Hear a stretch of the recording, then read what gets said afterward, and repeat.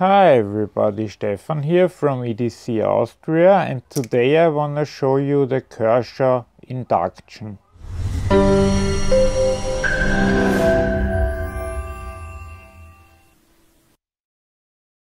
My belief in Kershaw was a bit shaking after I tested the Natrix, which had problems. Even though it has assisted opening, it had problems opening, and it had problems cutting stuff. Now those problems are fixed, pretty minor, but still I was a bit disappointed. And then 2 days later I got in the Kershaw Induction. I've been waiting for this literally for months. Ever since I saw the first review, I knew I will love this one.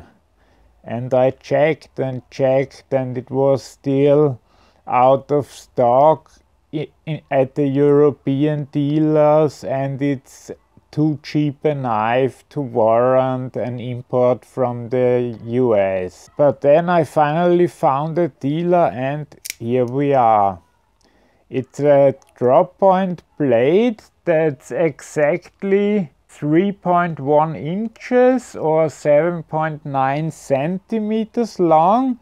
It is made in China, so it is 8CR13 MOV steel. The total length of it is 7.6 inches, which is 19.3 centimeters. It is a aluminum handle with a G10 insert, and the thing that differentiates it most from other knives is the hook lock. This is unlike anything you've ever seen. If you light switch it, there is no possibility of it not opening. As of yet, there were 0 times where I wasn't able to open it without a problem, and usually every flipper has now and then that it doesn't open fully, but this one never has that problem. And it's also, if you look at it, you'll see that the flipper is kind of strangely positioned because it doesn't stand out here. Here you also see the forward choil, which is only a tiny piece of the blade and the rest of the handle. But when you fold it in, the flipper tab is pretty far above the pivot. And by this, now I stopped in order to show you, by this you get a perfect angle, and also when you then open it, it doesn't protrude on the lower side, which might be a disadvantage for some people who want to use this as a tactical knife. To close it, you just have to pull the latch and then close it, or you can also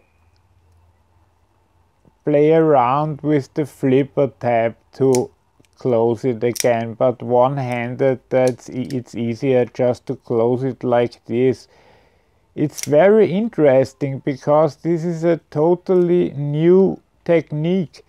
This is where the teeth-end is of this knife. Because here it's free, there is another point, and here too, and there is no assisted opening taking place. This is purely a manual opening. That's also why some people thought it might be running on bearings, but it's actually running on washers. But it's just such a great design that it feels as smooth as if it would run on washers.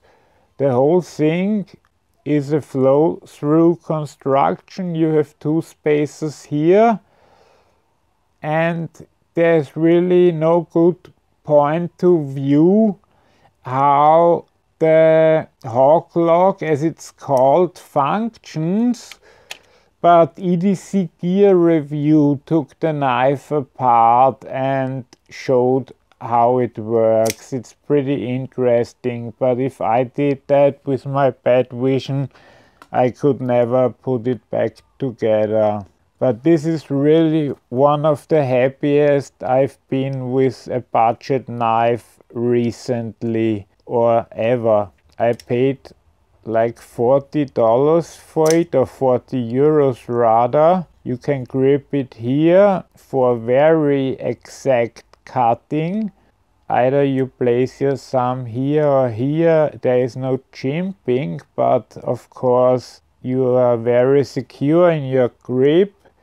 The flats are satined and the rest is in black oxide. You have a nice hollow grind on both the edge and the swedge, and that's basically all I can tell you about it. Now let's weigh it. Let's check it first in grams. That's 111.3, and now in ounces we have 3.93.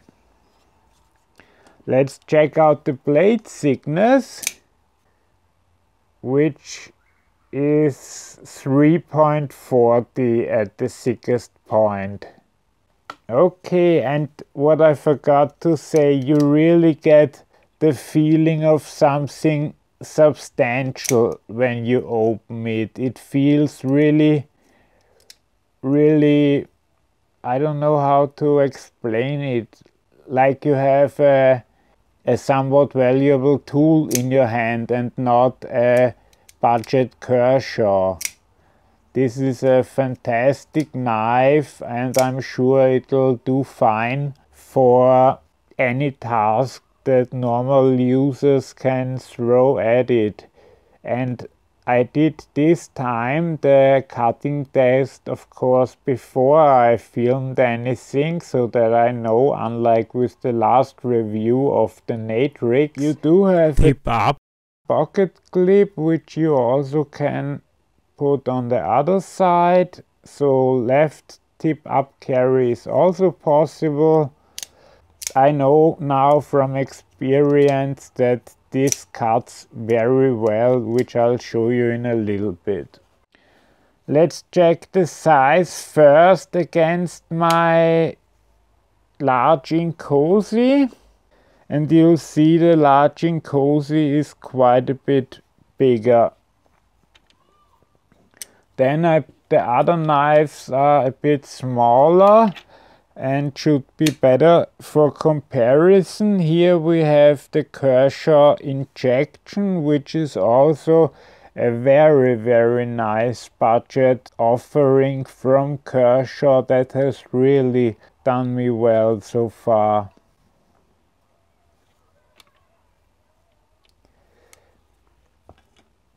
Then we have the Natrix, which I just bitched about, but like you see, now the assisted opening works fine, and they are about the same size. Only the Natrix is slightly lighter because, of course, it only has one stainless steel liner, and the Induction is, of course, full aluminum.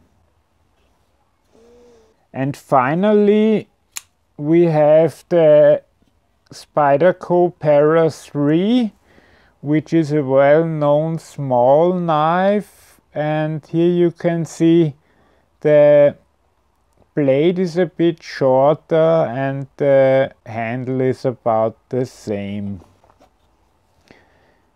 Well, like I said, I really like this knife. There is not a single reason I can think of why I couldn't recommend this to you wholeheartedly.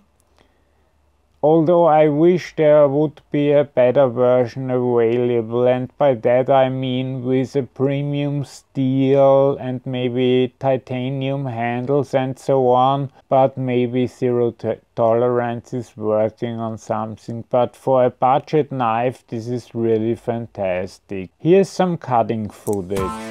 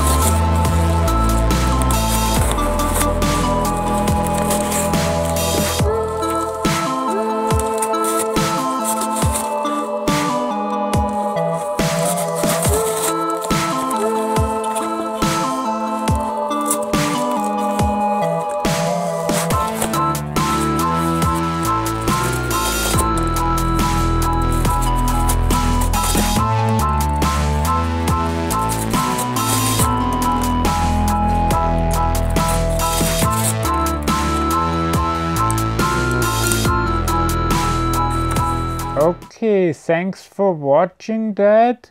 I hope you enjoyed the video. If you did, please leave a thumbs up. If you have any question or comments, please leave them in the comment section. And if you want to be informed about future videos, please subscribe to the channel. Have a great day. Bye bye.